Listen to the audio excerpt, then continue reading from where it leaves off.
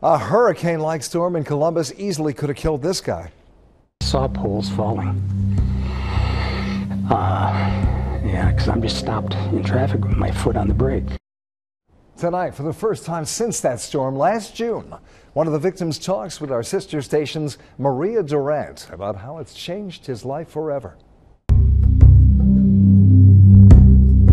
Its images seared in the minds of those who lived through it. People were all over the place. It just looked like something out of a Stephen King movie. Heard cops yelling and screaming. A mangled mess as poles toppled along Hamilton Road, snapped like toothpicks.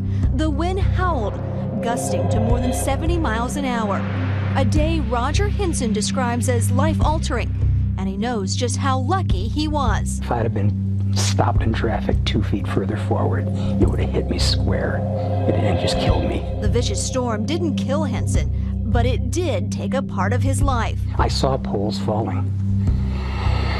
Yeah, because I'm just stopped in traffic with my foot on the brake. A high-voltage electrical pole came crashing down onto Hinson's van, severing his foot. I said to myself, I got to get out of here. I'm hurt. I have to get out of here. Dozens of other people were trapped in their cars too that summer night in June.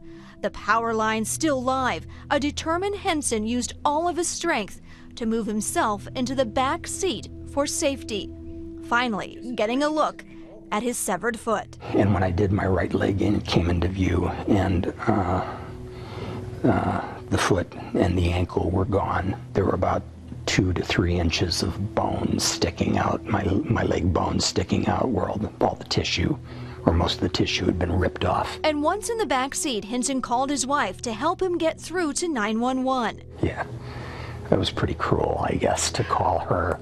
911, what's your emergency? My husband's van was hit by a telephone pole. He said he's lost his foot.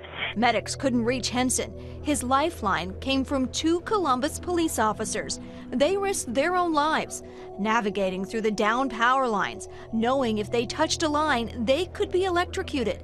Officer Zach Rosen carried Hinson to his cruiser. He definitely had a will to survive. He wasn't gonna, there's probably a lot of people that would just, hang it up in that situation. The officers rushed him to the hospital just in time. I guess the doctors told them that had they not brought me in pretty much when they did right away, that I would have bled to death. Hinson's still recovering from the nightmare. He's had 3 surgeries on his leg and spent 6 weeks in the hospital. His leg amputated just below the knee. He's still using a wheelchair because he's had a setback with his prosthetic leg.